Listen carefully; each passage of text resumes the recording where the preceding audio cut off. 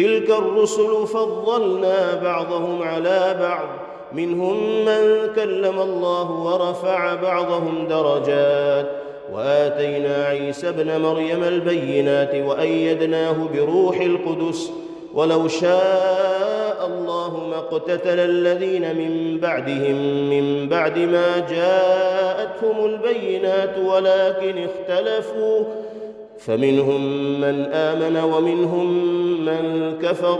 ولو شاء الله ما اقتتلوا ولكن الله يفعل ما يريد. يا أيها الذين آمنوا أنفقوا مما رزقناكم من قبل أن يأتي يوم لا بيع فيه ولا خلة ولا شفاعة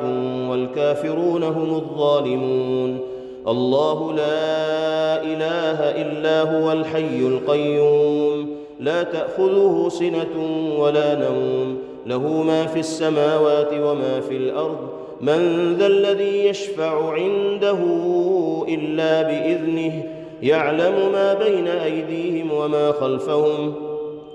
ولا يحيطون بشيء من علمه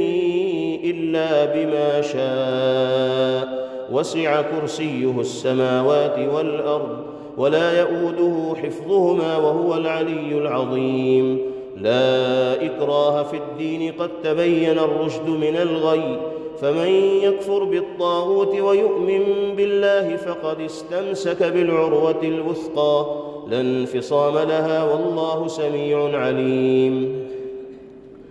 الله ولي الذين آمنوا يخرجهم من الظلمات إلى النور والذين كفروا أولياؤهم الطاغوت يخرجونهم من النور إلى الظلمات أولئك أصحاب النار هم فيها خالدون. ألم تر إلى الذي حاج إبراهيم في ربه أن آتاه الله الملك إذ قال إبراهيم ربي الذي يحيي ويميت قال أنا أحيي وأميت قال إبراهيم فإن الله يأتي بالشمس من المشرق فأت بها من المغرب فبهت الذي كفر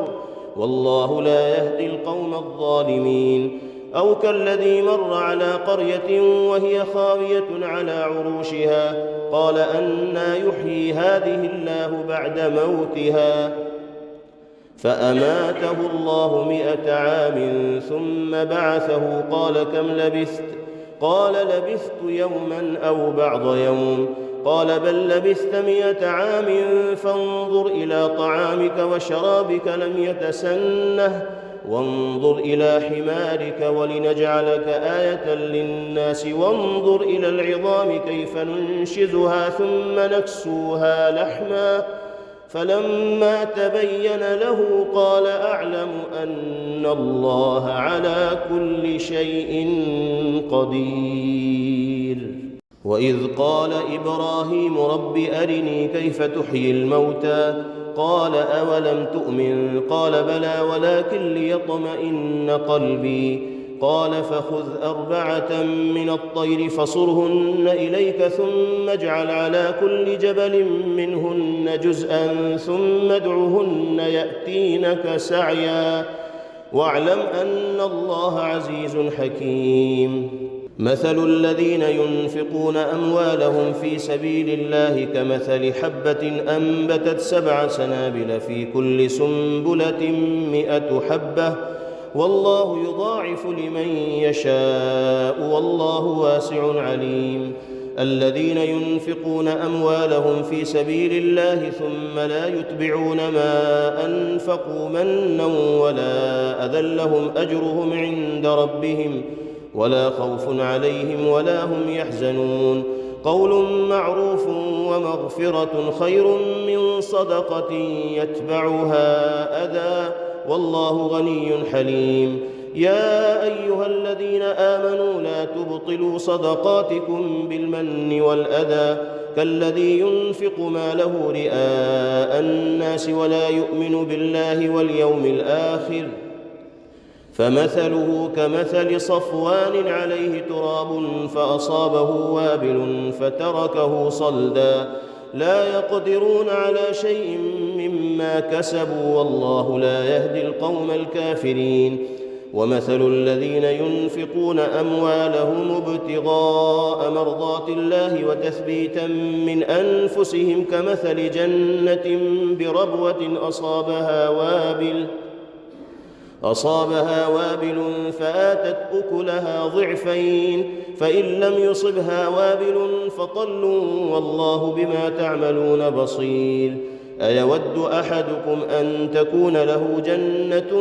من نخيل وأعناب تجري من تحتها الأنهار له فيها من كل الثمرات وأصابه الكبر وله ذرية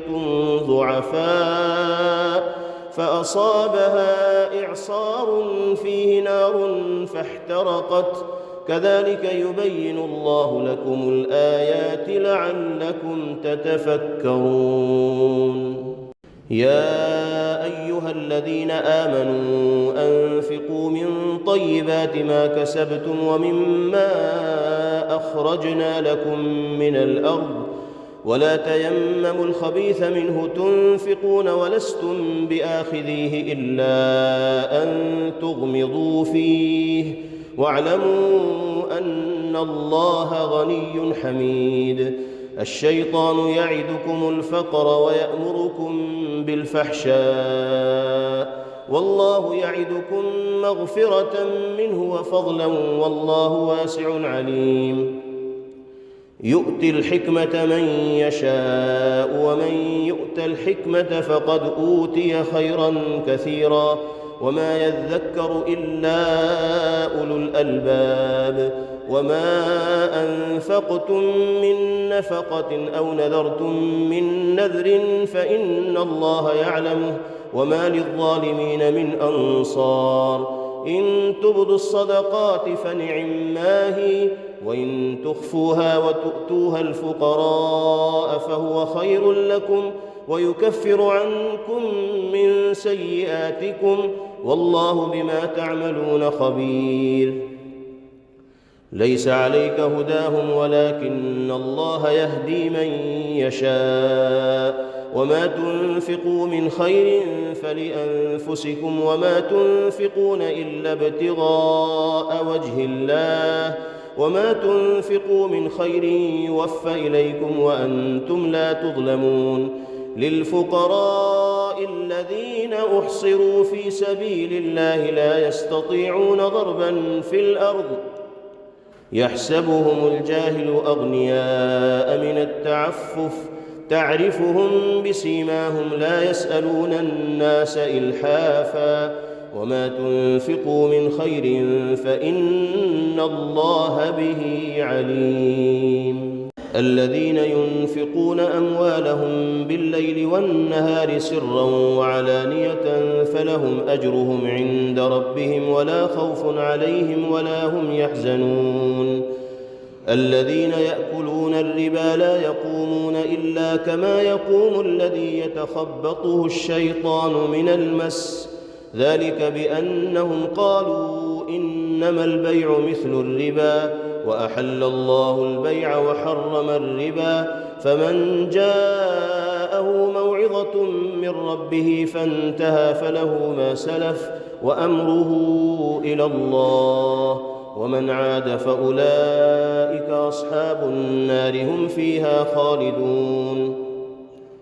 يمحق الله الربا ويربي الصدقات والله لا يحب كل كفار أثيم إن الذين آمنوا وعملوا الصالحات وأقاموا الصلاة وآتوا الزكاة لهم أجرهم عند ربهم ولا خوف عليهم ولا هم يحزنون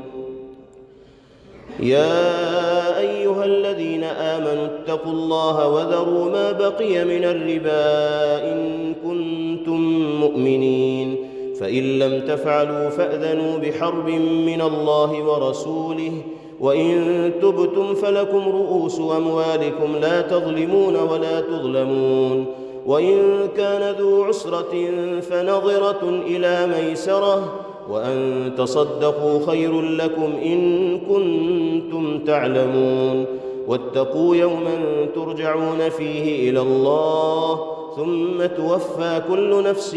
ما كسبت وهم لا يظلمون. يا أيها الذين آمنوا إذا تداينتم بدين إلى أجل مسمى فاكتبوه وليكتب بينكم كاتب بالعدل ولا يأب كاتب أن يكتب كما علمه الله فليكتب وليملل الذي عليه الحق وليتق الله ربه ولا يبخس منه شيئا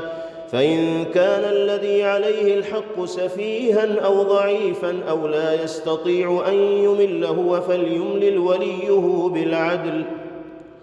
واستشهدوا شهيدين من رجالكم فإن لم يكونا رجلين فرجل وامرأتان ممن ترضون من الشهداء أن تضل إحداهما فتذكر إحداهما الأخرى ولا يأبى الشهداء إذا ما دعوا ولا تسأموا أن تكتبوه صغيرا أو كبيرا إلى أجله ذلكم أقسط عند الله وأقوم للشهادة وأدنى ألا ترتابوا إلا أن تكون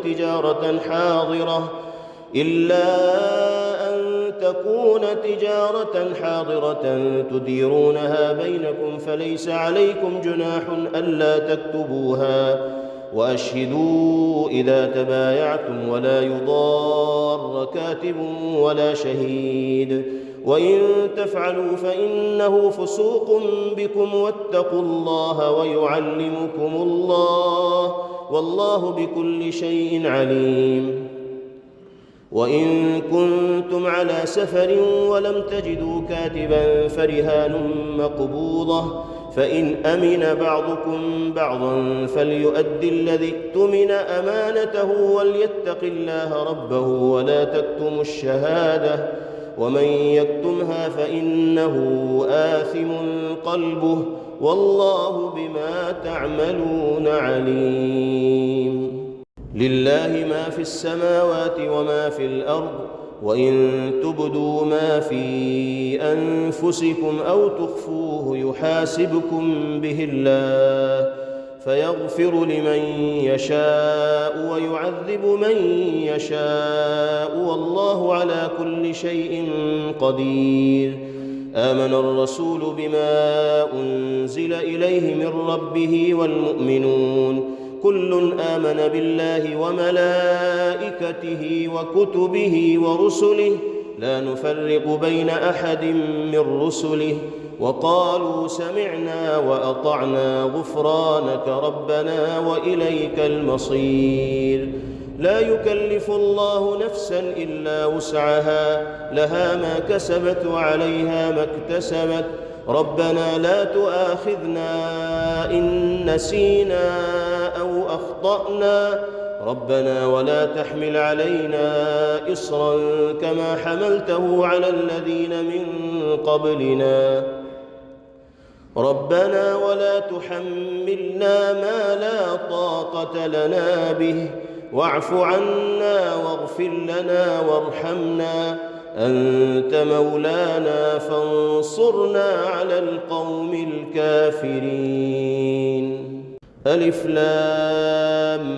ميم الله لا إله إلا هو الحي القيوم نزل عليك الكتاب بالحق مصدقا لما بين يديه وأنزل التوراة والإنجيل من قبل هدى للناس وأنزل الفرقان إن الذين كفروا بآيات الله لهم عذاب شديد والله عزيز ذو انتقام. إن الله لا يخفى عليه شيء في الأرض ولا في السماء هو الذي يصوركم في الأرحام كيف يشاء لا إله إلا هو العزيز الحكيم. هو الذي أنزل عليك الكتاب منه آيات محكمات هن أم الكتاب وأخر متشابهات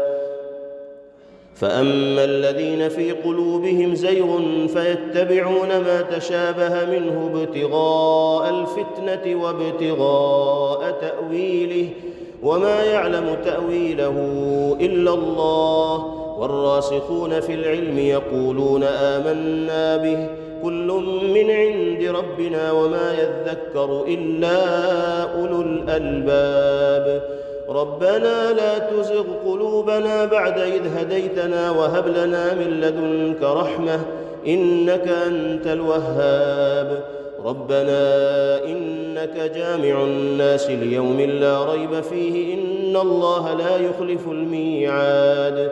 إن الذين كفروا لن تغني عنهم أموالهم ولا أولادهم من الله شيئا وأولئك هم وقود النار كدأب آل فرعون والذين من قبلهم كذبوا بآياتنا فأخذهم الله بذنوبهم والله شديد العقاب قل للذين كفروا ستغلبون وتحشرون إلى جهنم وبئس المهاد قد كان لكم آية في فئتين التقتا فئة تقاتل في سبيل الله وأخرى كافرة يرونهم مثليهم رأي العين والله يؤيد بنصره من يشاء إن في ذلك لعبرة لأولي الأبصار زين للناس حب الشهوات من النساء والبنين والقناطير المقنطرة من الذهب والفضة والخيل المسومة والأنعام والحرث ذلك متاع الحياة الدنيا والله عنده حسن المآب قل أنبئكم بخير من ذلكم للذين اتقوا عند ربهم جنات تجري من تحتها الأنهار خالدين فيها وأزواج مطهرة ورضوان من الله والله بصير بالعباد الذين يقولون ربنا إننا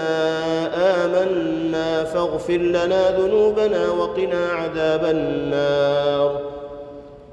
الصابرين والصادقين والقانتين والمنفقين والمستغفرين بالأسحار شهد الله أنه لا إله إلا هو والملائكة وأولو العلم قائما بالقسط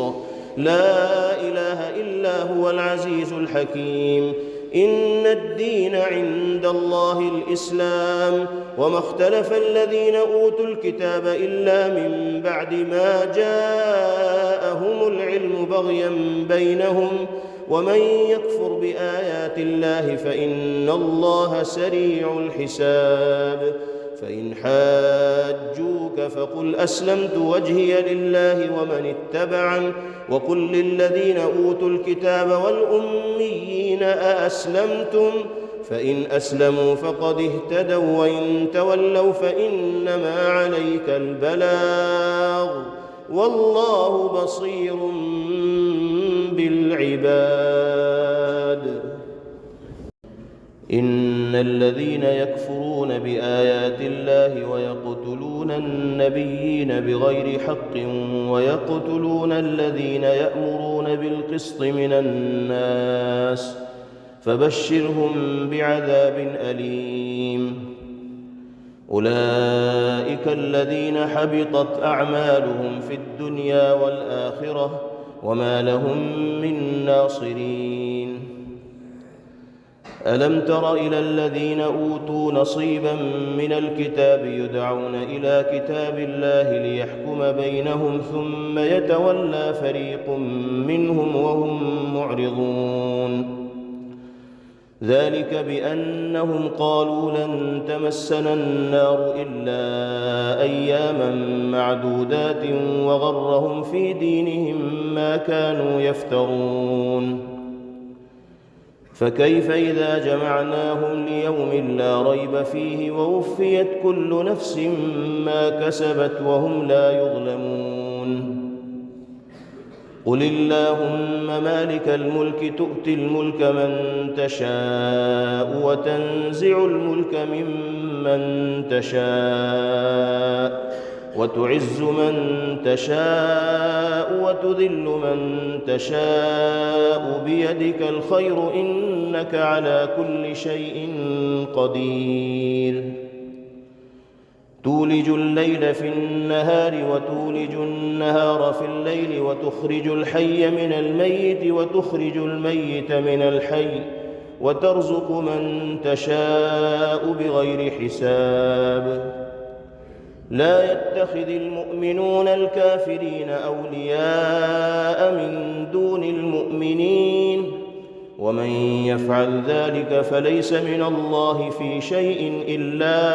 أن تتقوا منهم تقاه ويحذركم الله نفسه وإلى الله المصير قل إن تخفوا ما في صدوركم أو تبدوه يعلمه الله ويعلم ما في السماوات وما في الأرض والله على كل شيء قدير يوم تجد كل نفس ما عملت من خير محضرا وما عملت من سوء تود لو أن بينها وبينه أمدا بعيدا ويحذركم الله نفسه والله رؤوف بالعباد قل إن كنتم تحبون الله فاتبعوني يحببكم الله ويغفر لكم ذنوبكم والله غفور رحيم قل أطيعوا الله والرسول فإن تولوا فإن الله لا يحب الكافرين إن الله اصطفى آدم ونوحا وآل إبراهيم وآل عمران على العالمين ذرية بعضها من بعض والله سميع عليم إذ قالت امرأة عمران رب إني نذرت لك ما في بطني محررا فتقبل مني إنك أنت السميع العليم فلما وضعتها قالت رب إني وضعتها أنثى والله أعلم بما وضعت وليس الذكر كالأنثى وإني سميتها مريم وإني أعيذها بك وذريتها من الشيطان الرجيم فتقبلها ربها بقبول حسن وأنبتها نباتا حسنا وكفلها زكريا كلما دخل عليها زكريا المحراب وجد عندها رزقا قال يا مريم أنى لك هذا قالت هو من عند الله إن الله يرزق من يشاء بغير حساب هنالك دعا زكريا ربه قال رب هب لي من لدنك ذرية طيبة إنك سميع الدعاء فنادته الملائكة وهو قائم يصلي في المحراب أن الله يبشرك بيحيى مصدقا بكلمة من الله وسيدا وحصورا ونبيا من الصالحين قال رب أنى يكون لي غلام وقد بلغني الكبر وامرأتي عاقر قال كذلك الله يفعل ما يشاء قال رب اجعل لي آية قال آيتك ألا تكلم الناس 3 أيام إلا رمزا واذكر ربك كثيرا وسبح بالعشي والإبكار وإذ قالت الملائكة يا مريم إن الله اصطفاك وطهرك واصطفاك على نساء العالمين يا مريم اقنتي لربك واسجدي واركعي مع الراكعين ذلك من أنباء الغيب نوحيه إليك وما كنت لديهم إذ يلقون أقلامهم أيهم يكفل مريم وما كنت لديهم إذ يختصمون إذ قالت الملائكة يا مريم إن الله يبشرك بكلمة منه اسمه المسيح عيسى ابن مريم وجيها في الدنيا والآخرة ومن المقربين ويكلم الناس في المهد وكهلا ومن الصالحين. قالت رب أنى يكون لي ولد ولم يمسسني بشر قال كذلك الله يخلق ما يشاء إذا قضى أمرا فإنما يقول له كن فيكون ويعلمه الكتاب والحكمة والتوراة والإنجيل ورسولا إلى بني إسرائيل أني قد جئتكم بآية من ربكم أني أخلق لكم من الطين كهيئة الطير فأنفخ فيه فيكون طيرا بإذن الله وأبرئ الأكمه والأبرص وأحيي الموتى بإذن الله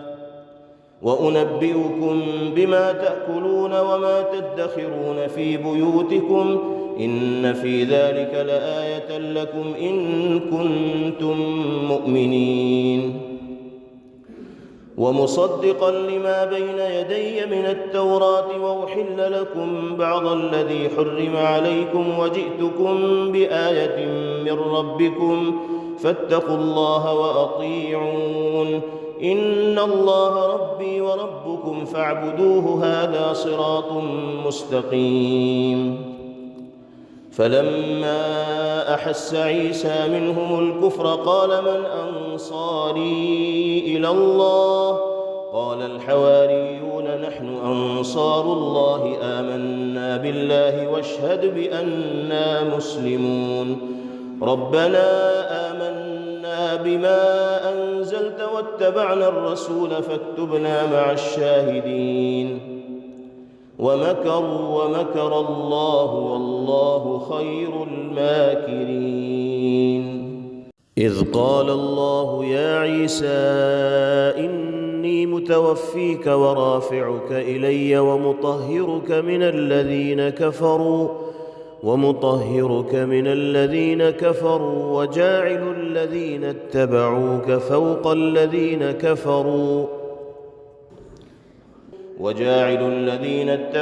فوق الذين كفروا إلى يوم القيامة ثم إلي مرجعكم فأحكم بينكم فيما كنتم فيه تختلفون. فأما الذين كفروا فأعذبهم عذابا شديدا في الدنيا والآخرة وما لهم من ناصرين وأما الذين آمنوا وعملوا الصالحات فيوفيهم أجورهم والله لا يحب الظالمين. ذلك نتلوه عليك من الآيات والذكر الحكيم. إن مثل عيسى عند الله كمثل آدم خلقه من تراب ثم قال له كن فيكون الحق من ربك فلا تكن من الممترين. فمن حاجك فيه من بعد ما جاءك من العلم فقل تعالوا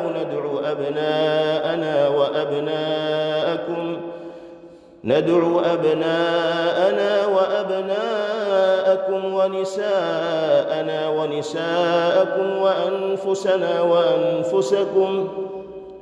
ثم نبتهل فنجعل لعنة الله على الكاذبين. إن هذا لهو القصص الحق وما من إله إلا الله وإن الله لهو العزيز الحكيم. فإن تولوا فإن الله عليم بالمفسدين. قل يا أهل الكتاب تعالوا إلى كلمة سواء بيننا وبينكم ألا نعبد إلا الله ولا نشرك به شيئا ولا يتخذ بعضنا بعضا أربابا من دون الله فإن تولوا فقولوا اشهدوا بأننا مسلمون. يا أهل الكتاب لم تحاجون في إبراهيم وما أنزلت التوراة والإنجيل إلا من بعده أفلا تعقلون ها أنتم هؤلاء حاججتم فيما لكم به علم فلم تحاجون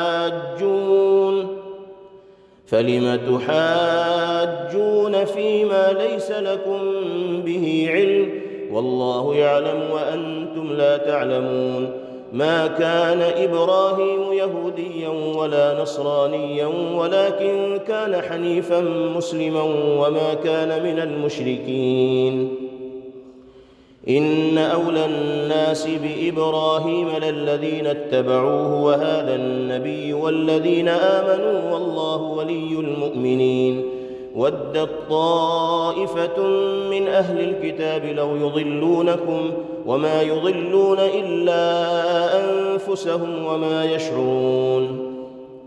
يا أهل الكتاب لم تكفرون بآيات الله وأنتم تشهدون يا أهل الكتاب لم تلبسون الحق بالباطل وتكتمون الحق وأنتم تعلمون وقالت طائفة من أهل الكتاب آمنوا بالذي أنزل على الذين آمنوا وجه النهار واكفروا آخره لعلهم يرجعون ولا تؤمنوا إلا لمن تبع دينكم قل إن الهدى هدى الله أن يؤتى أحد مثل ما أوتيتم أو يحاجوكم عند ربكم قل إن الفضل بيد الله يؤتيه من يشاء والله واسع عليم يختص برحمته من يشاء والله ذو الفضل العظيم ومن أهل الكتاب من إن تأمنه بقنطار يؤده إليك ومنهم من إن تأمنه بدينار لا يؤده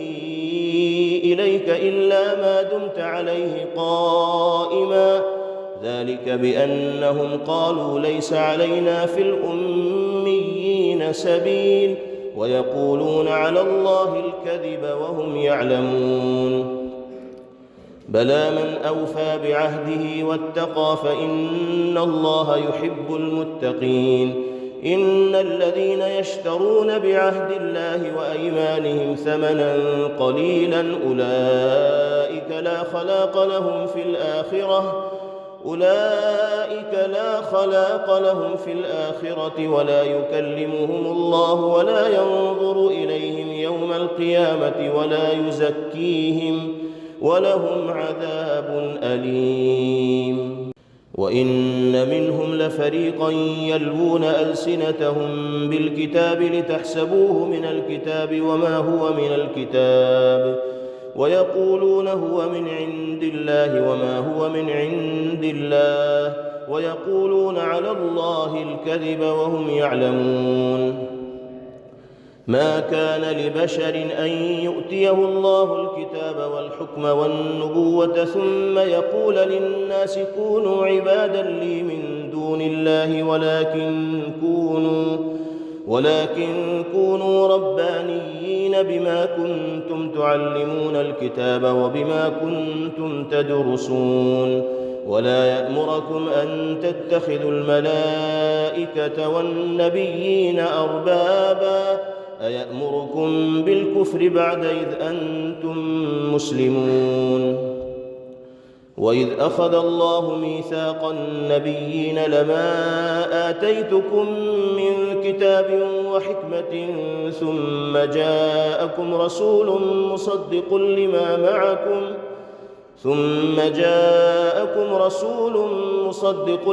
معكم لتؤمنن به ولتنصرنه قال أأقررتم وأخذتم على ذلكم إصري قالوا أقررنا قال فاشهدوا وأنا معكم من الشاهدين فمن تولى بعد ذلك فأولئك هم الفاسقون أفغير دين الله يبغون وله أسلم من في السماوات والأرض طوعا وكرها وإليه يرجعون قل آمنا بالله وما أنزل علينا وما أنزل على إبراهيم وإسماعيل وإسحاق ويعقوب والأسباط وما أوتي موسى وعيسى والنبيون من ربهم لا نفرق بين أحد منهم ونحن له مسلمون ومن يبتغ غير الإسلام دينا فلن يقبل منه وهو في الآخرة من الخاسرين كيف يهدي الله قوما كفروا بعد إيمانهم وشهدوا أن الرسول حق وجاءهم البينات والله لا يهدي القوم الظالمين أولئك جزاؤهم أن عليهم لعنة الله والملائكة والناس أجمعين خالدين فيها لا يخفف عنهم العذاب ولا هم ينظرون إلا الذين تابوا من بعد ذلك وأصلحوا فإن الله غفور رحيم إن الذين كفروا بعد إيمانهم ثم ازدادوا كفرا لن تقبل توبتهم وأولئك هم الضالون إن الذين كفروا وماتوا وهم كفار فلن يقبل من أحدهم ملء الأرض ذهبا ولو افتدى به أولئك لهم عذاب أليم وما لهم من ناصرين. Thanks for watching. Don't forget to like, comment, share and subscribe to Al Wahid channel.